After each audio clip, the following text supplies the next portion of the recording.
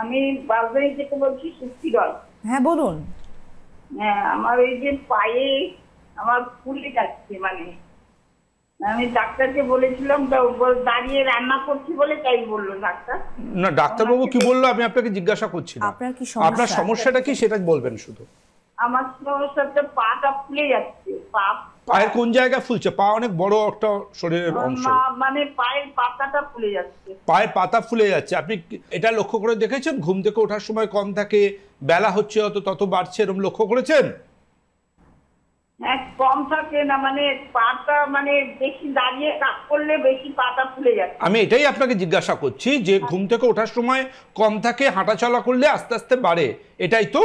হ্যাঁ, বাড়ে। হ্যাঁ হ্যাঁ। আপনি ইমিডিয়েটলি ব্লাডের ইউরিয়া ক্রিয়েটিনিন করবেন, কিডনির টেস্ট, ইমিডিয়েট কিডনির টেস্ট করবেন। আর এর সাথে আপনি ইকোকার্ডিওগ্রাফি করবেন, লিপিড প্রোফাইল করবেন, লিভার ফাংশন করবেন। এই চারটের সাথে এটা খুবভাবে রিলেটেড। কিডনি সমস্যা থাকলে পা ফুলতে পারে। আপনি কি কোনো প্রেশারের ওষুধ খান?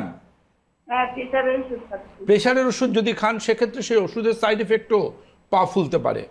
তার জন্য যখনই কোনো ডক্টরকে দেখাবেন তিনি যেন একটু বড় ডাক্তার হয়, দেখবেন আপনাদের কাছে একটু সুবিধাজনক হবে। সেই জন্য যে কোনো প্যাথির একটু বড় ডাক্তারের কাছে যাবেন অলওয়েজ। তাতে আপনার ট্রিটমেন্ট বা ডায়াগনোসিস যদি সঠিক না হয় তাহলে আপনার সমস্যাটাও কিন্তু সহজে কমতে চাইবে না, তাই না?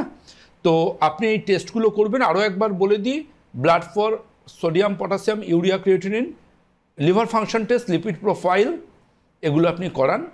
আর এগুলো করেই নিয়ে আপনি এর সাথে একটা ইকোকার্ডিওগ্রাফি করবেন, ইসিজি করবেন, করে রিপোর্টগুলো আমার যে নাম্বার যাচ্ছে সেই নাম্বারে পাঠাবেন। আমি পরবর্তী অ্যাডভাইস তারপর করব।